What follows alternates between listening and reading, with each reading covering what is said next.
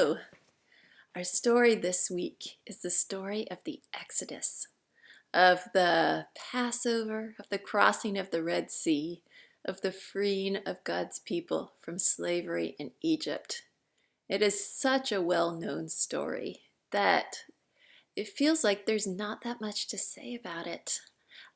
It's one of those stories where there's so much going on that I encourage you just to let the story speak to you. Ask your kids, what do you notice? What are you surprised about? What questions do you have? There's so much there. This is the central story of Judaism and of Christianity, because it's a story that tells us who we are, a story that tells us that we are a redeemed people. We are a freed people. We've been brought over from slavery to freedom, from oppression to joy.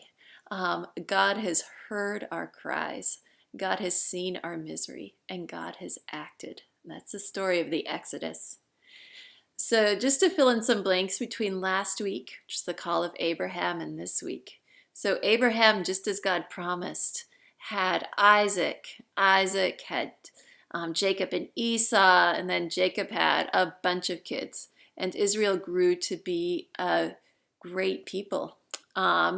They ended up all moving to Egypt because of a famine during the time of Joseph, and stayed on in Egypt and really multiplied.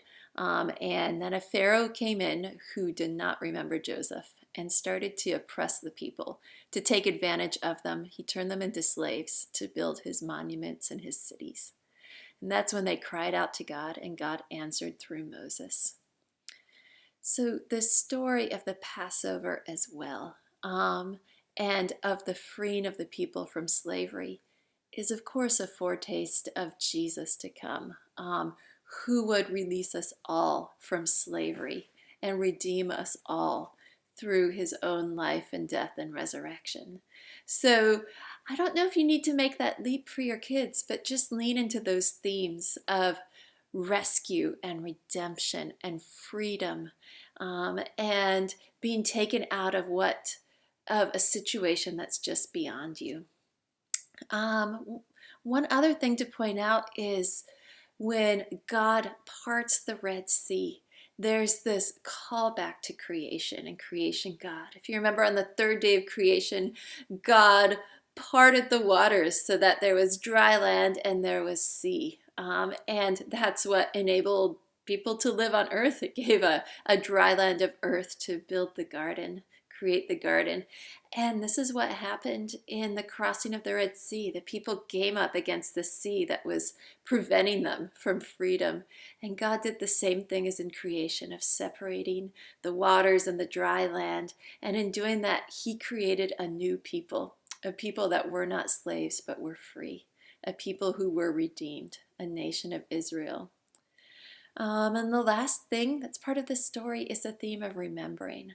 God calls his people to remember what God has done for them, to remember the Passover, to remember how they were redeemed and rescued.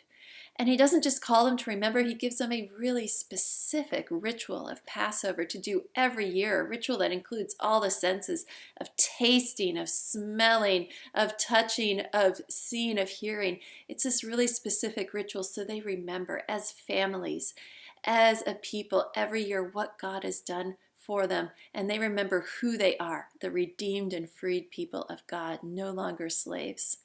So I encourage you to think of a time when your own family has been saved. Maybe somebody lost was found. Maybe a lost animal was found. Maybe there was sickness and someone got well again.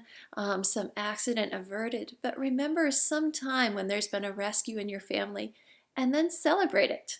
Have something fun to eat. Play a game, have some sort of ritual where you remember how God rescued you or delivered you during that time. So I hope you enjoy this week. I've had that song, No Longer Slaves, running through my head ever since I started preparing for this. Maybe watch that together as a family, and enjoy your freedom, and enjoy the week. Goodbye.